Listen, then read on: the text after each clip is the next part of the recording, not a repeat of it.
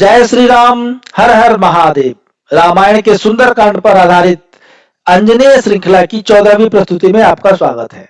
दोस्तों, यदि पीछे के एपिसोड्स को आपने अभी तक नहीं देखा तो अनुरोध करूंगा कि एक बार अवश्य देखें। सभी वीडियो के लिंक्स वीडियो डिस्क्रिप्शन में दे दिया हूं।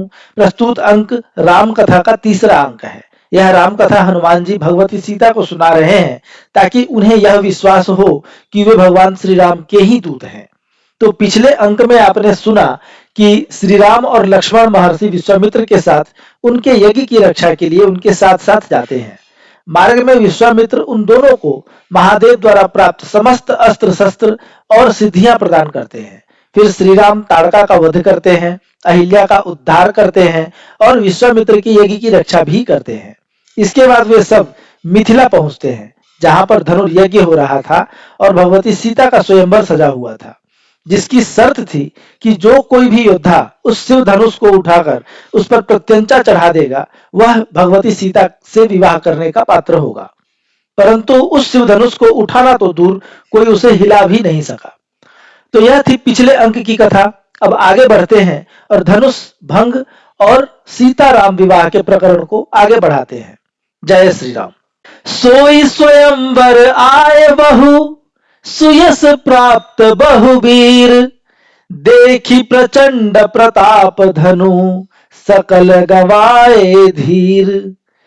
तिल न टरहि तेहि शिव धनु, जो सतिशील सुभाव, सुयस गवाए सुभट सकल, व्यर्थ गए सब दांव। तो उस स्वयंवर में अनेक सुविख्यात वीर अपने अपने भाग्य को आजमाने के लिए पहुंचे, परंतु उस प्रचंड शिव धनुष को देखकर ही उनके धैर्य के दीवार ढह गए। उनमें से कोई भी उस धनुष को उठाना तो दूर, हिलाने में भी समर्थ न हो सका। ठीक उसी तरह जैसे किसी सती के मन को डिगाना असंभव है, और उन समस्त सुविख्यात वीरों की कीर्ति उस धनुष के सामने मलिन पड़ गई, फीकी पड़ गई। तब गुरु चरण पाल अनुशासन, राम चले जह शंभु सरासन। देखी सुभट सुभट तम वीरा, देखी खल निज काल गभीरा। देखी कर्म वीर निज नायक, सज्जन मन रंजन सुखदायक। देखी वृद्ध बाल अति कोमल, कहा धनुष कह हाथ सुकोमल। भाव भगत भगिनी महतारी, लखे बाल निर्बल सुकुमारी। कोटि काम मथ सार निराला, नीलवर्ण मोहिनी मराला। देखी छवि सो सब सुकुमारी, मंगल भवन अमंगल हारी। सिय देखी निज छवि अनपायन, अच्युत अनघ सहज नारायण। जेहि विधि मन बहु भाव प्रभावा, राम छवि तेहि विधि उपजावा। एहि विधि सब निज मन निधि पाई, निज निज राम निज ही रघुराई। सहज हास्य आनन अनुशासन, गयौ राम जह शंभु सरासन। वाम भुजा शिव चाप उठाए, सहज श्याम तब दाम चढ़ाए। खींच ही धनुष मंडलाकारा, भंग भई सो बीच अधारा। तब गुरु विश्वामित्र से आज्ञा पाकर भगवान श्री राम उठे और वे उस तरफ बढ़े जहां पर महादेव का धनुष विराजमान होकर वीरों को ललकार रहा था। जब श्री राम उठे और उस धनुष की तरफ बढ़े तो लोगों ने उन्हें जाते हुए देखा। तो यहां पर मैंने दर्शाया है कि उन्हें देखने के पीछे किसके क्या क्या दृष्टिकोण थे। तो जो सुभट अर्थात वीर थे, उन्होंने एक महानतम योद्धा को देखा। जो दुष्ट थे, उन्होंने श्री राम में अपने काल अर्थात मृत्यु को देखा। जो कर्मवीर थे, उन्होंने उनमें अपना नायक देखा। जो सज्जन थे, उन्होंने उनमें अपने सुख के स्रोत को देखा। जो वृद्ध थे और पिता कोटि के पुरुष थे, उन्होंने उन श्री राम को कोमल बालक के रूप में देखा और वे संशय में पड़ गए कि कहाँ यह कोमल किशोर और कहाँ वह पर्वत से भी ज्यादा कठिन धनुष। जो उनमें भक्ति भाव रखती थी, जो बहन और माता के तुल्य थी, उन नारियों ने उन श्री राम में एक निर्बल शिशु को देखा। और जो युवतियां थी, उन्होंने नील वर्ण के मनमोहन हंस को देखा, जो करोड़ों कामदेवों को भी लज्जित कर रहे थे और समस्त अमंगल का नाश करने वाले मंगलकारी प्रतीत हो रहे थे। भगवती सीता ने उनमें अपने ही स्वरूप को देखा जो उनसे कभी भी अलग नहीं है। उन श्री नारायण को भगवती सीता ने देखा। इस प्रकार उस सभा में जितने भी लोग थे सबने अपने अपने श्री राम को देखा।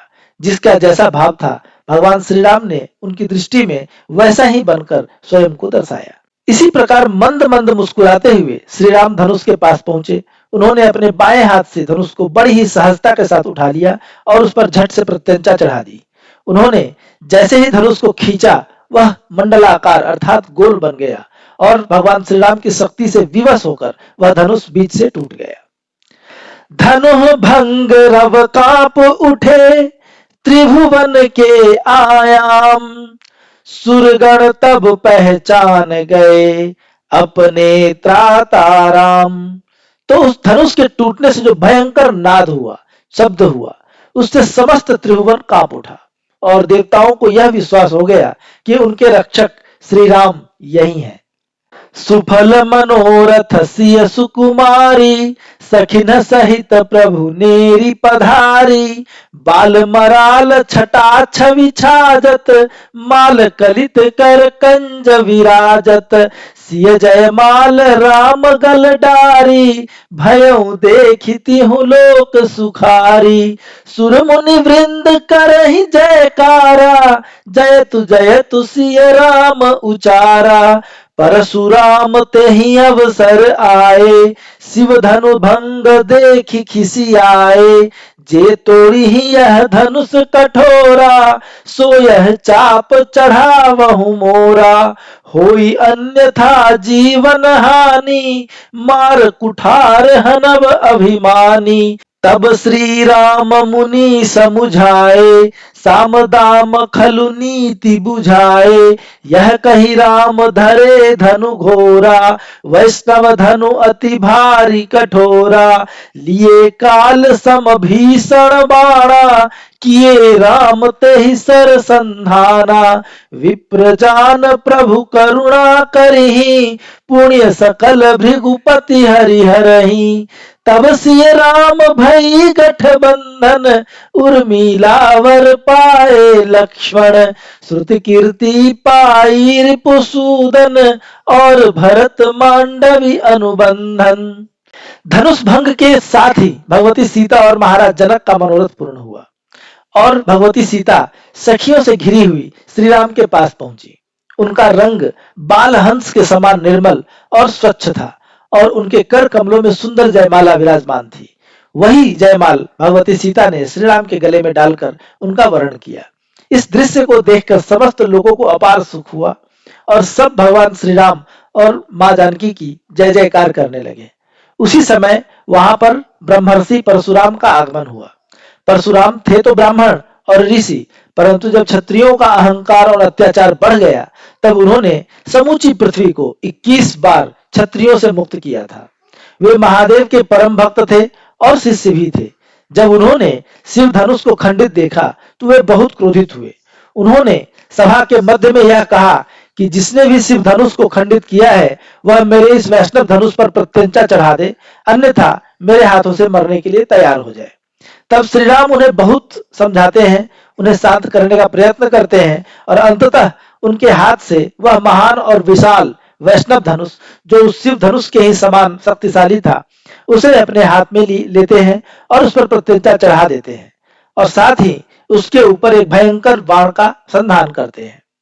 और वे भगवान परशुराम से कहते हैं कि हे मुनि, मैं इस बाण का लक्ष्य किसे बनाऊं। और फिर उन्होंने ब्राह्मण जानकर परशुराम का वध तो नहीं किया, परंतु उस बाण से उन्होंने उनके समस्त पुण्य लोगों को जीत लिया। इसके बाद भगवती सीता और श्री राम का विवाह संपन्न हुआ। लक्ष्मण का विवाह उर्मिला से, भरत का विवाह मांडवी से और शत्रुघ्न का विवाह श्रुतिकीर्ति से संपन्न हुआ। चार सुलक्ष्मी ब्याह अवध, लाए चार कुमार।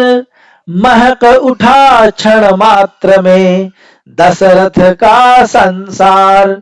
तो इस प्रकार उन चारों राजकुमारों ने चार सुंदर और शुभ लक्ष्मियों से विवाह रचाया और उन्हें लेकर वे अयोध्यापुरी में पहुंचे। उन सब के द्वारा महाराज दशरथ का जो संसार था वह और भी ज्यादा सुंदर हो उठा, वह और भी ज्यादा शोभायमान हो उठा। दोस्तों, आंजनेय काव्य श्रृंखला का 14वां अंक यहीं पर संपन्न होता है। आपको यह अंक कैसा लगा, कृपया अपने विचार कमेंट्स के माध्यम से बताएं। लाइक करें, शेयर करें, और आपने यदि अभी तक सब्सक्राइब नहीं किया है तो आपसे आग्रह करूंगा कि कृपया मेरे चैनल को सब्सक्राइब करें। आपसे फिर मिलूंगा अपनी नई कविता के साथ। तब तक के लिए आज्ञा दीजिए। जय श्री राम, हर हर महादेव, जय बजरंग बली।